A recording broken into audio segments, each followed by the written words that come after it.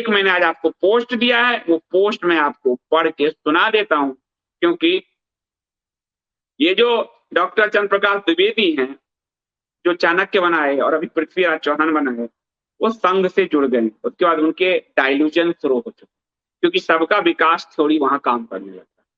इसलिए चंद्र प्रकाश द्विवेदी पर मैंने आपको एक वीडियो दिया था कि कैसे चंद्र प्रकाश द्विवेदी ने भारत के पूरी संस्कृति को गाली देते हुए इंडिया टुडे में लेख लिखा। आज एक और मैंने लिखा है, चंद्र प्रकाश द्विवेदी ने, जो ये डायरेक्टर हैं पृथ्वीराज चौहान के, इन्होंने जयपुर डायलॉग के संजय दीक्षित जी को इंटरव्यू दिया 2 पार्ट।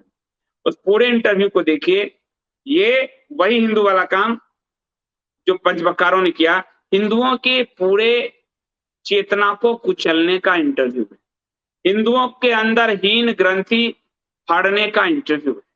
उस इंटरव्यू में वो विकिपीडिया का लिस्ट निकाल रहे हैं, एक बार उनके मुंह से विकिपीडिया निकल गया, उस लिस्ट से वो दिखा रहे हैं कि तुम्हारे पास अपना तो एक शब्द नहीं। ये इस एक सवाल के जवाब में कि आपने उर्दू क्यों डाला पृथ्वीराज चौहान ने, जब तो उर्दू का विकास भी नहीं हुआ था।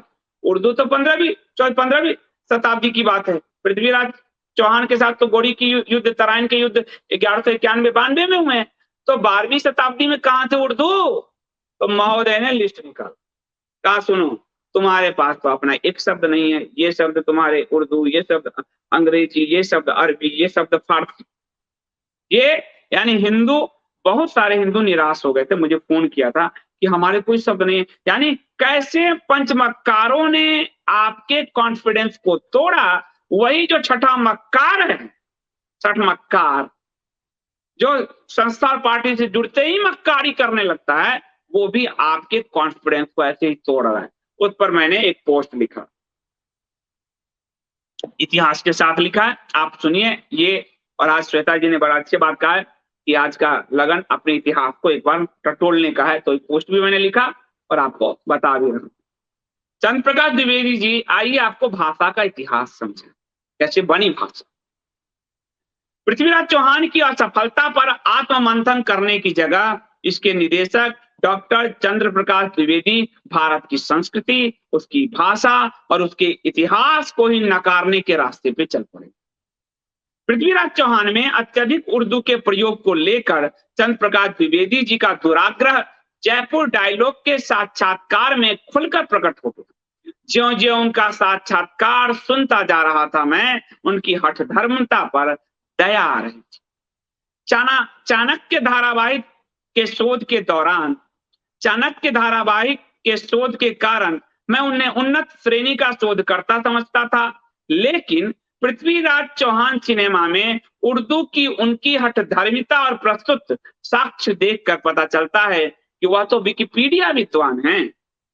उर्दू हिंदी को लेकर उनके सारे नरेशन उसी विकृत पंचमक्कार थ्योरी के आसपास घूमते हैं, जिसको पढ़कर और सुनकर अब हंसी आती। द्विवेदी जी यह साबित करने का भरपूर प्रयास कर रहे हैं कि हिंदी का अपना कोई शब्द ही नहीं। आप समझिए, उन्हें ना संस्कृत और हिंदी के संबंधों का कुछ पता है, न संस्कृत हिंदी के इतिहास का पता है, न तत्सम और तद्भव के शब्दों के अन्योन्याश्रित संबंध का पता है।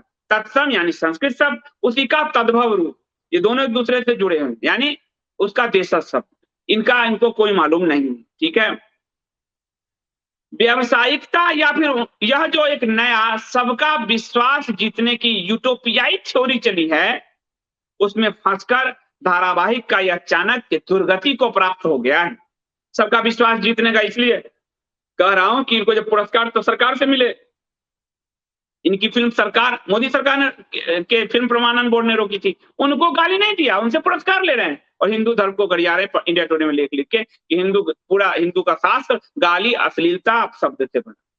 और यहाँ इंटरव्यू में कहा है तुम्हारे तो कोई शब्द ही नहीं है, सब उर्दू के और फारसी के, अरबी के। तो मैंने बताया चूंकि काफी सारे विद्वानों का मन, भारतीय हिंदुओं का मन अभी भी औपनिवेशिक दास्ता में फंसा है, इसलिए पहले विदेशी विद्वानों का उदाहरण पेश कर रहा हूं। बिना विदेशी सर्टिफिकेट के एक खास तरह के हिंदुओं का आत्मविश्वास नहीं जगता। वो खास तरह का हिंदू पार्टी संगठन से जुड़ा होता है, सरकारी हिंदू। ठीक है, अब सर डब्ल्यू हंटर, सर मैंने इसलिए कहा क्योंकि ब्रिटेन ने सर की उपाधि थी, तो बिना सर वालों का तो ये व्हाइट रेसिस्ट का तो ये शिकार है। इनके अंदर तो उस सॉवर्जिन वो जो होता है वर्चस्व, व्हाइट रेसिस्ट, सफेद चमड़ी का, गोरी चमड़ी के प्रति तो पगलाए घूमते हैं ना भारतीय हिंदू, सरकारी हिंदू, कि वही सच अमेरिका का सर्टिफाइड मिल जाए, अरब से सर्टिफिकेट पुरस्कार मिल जाए, ब्रिटेन से मिल जाए, जय जय जय जय। तो सर डब्ल्यू हंटर ने लिखा कॉमा में, यूरोपियन के द्वारा संस्कृत के अध्ययन के साथ ही वर्तमान भाषा शास्त्र का उदय हुआ। पूरा वो कह रहे हैं यूरोप में संस्कृत के अध्ययन के कारण ही भाषा शास्त्र का उदय हुआ, यानी संस्कृत भाषा से पूर्व कोई भाषा शास्त्र दुनिया में नहीं था। चंद्र प्रकाश जी, आप जो फारसी उर्दू कह रहे हैं वो सब नहीं था। सुनिए, फिर सर डब्ल्यू जोन्स ने लिखा, देवनागरी यानी जो हम लिखते हैं आ जो लिखा हुआ ना सभी श्रोता, देवनागरी लिपि है, लिपि, देवनागरी लिपि का जो पुराना जो नाम है ब्राह्मी लिपि, उसी का परिष्कृत रूप है देवनागरी। ठीक है, तो देवनागरी लिपि ही वो मूल स्रोत है, ये सर डब्ल्यू जोन्स लिख रहे हैं, जिससे पश्चिम एशिया की सारी वर्णमाला उत्पन्न हुई। तो जिनको तुम फारसी कह रहे हो ना द्विवेदी जी, वो तो हमारी हिंदी की देन है, हमारी ब्राह्मी लिपि की देन है।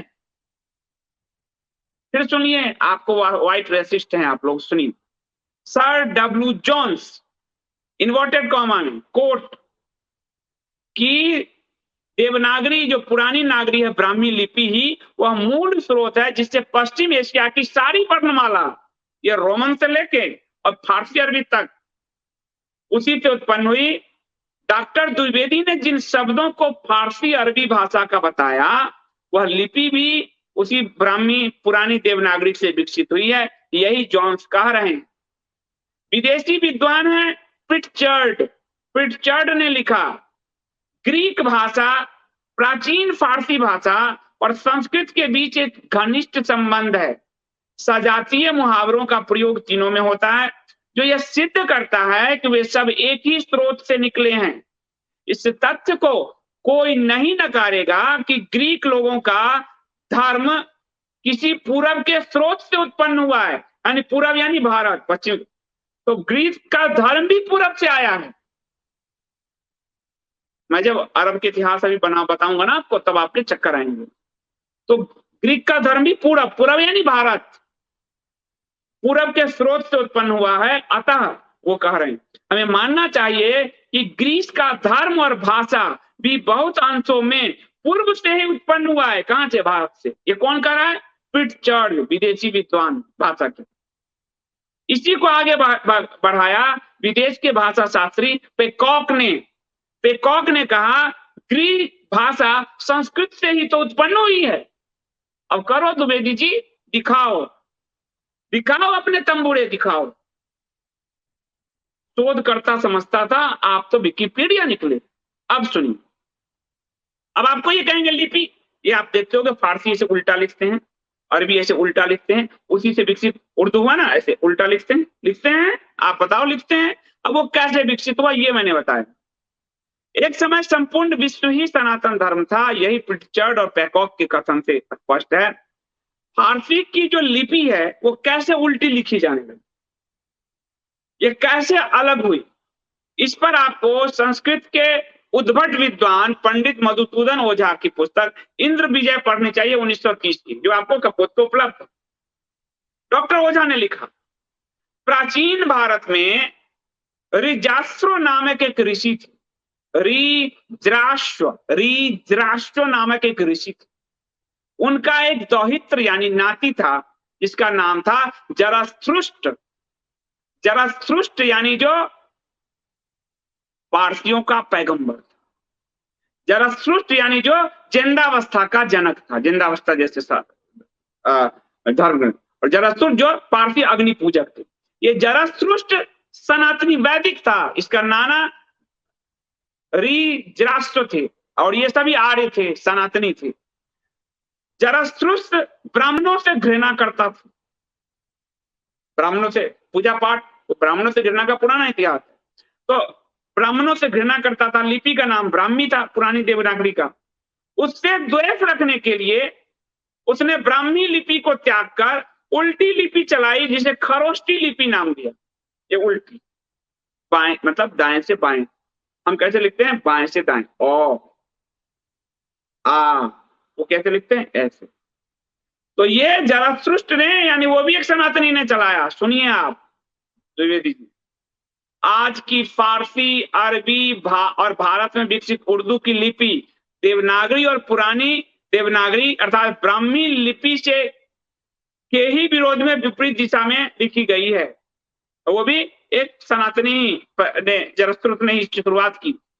इन भाषाओं का कोश संस्कृत और ब्राह्मी की ही देन है। ये जो फारसी तारसी सब भाषा देख रहे हो, इसका जो कोश शब्द भंडार है, जो लिपि है, वही हमारे यहाँ से निकली है, संस्कृत के कोश से।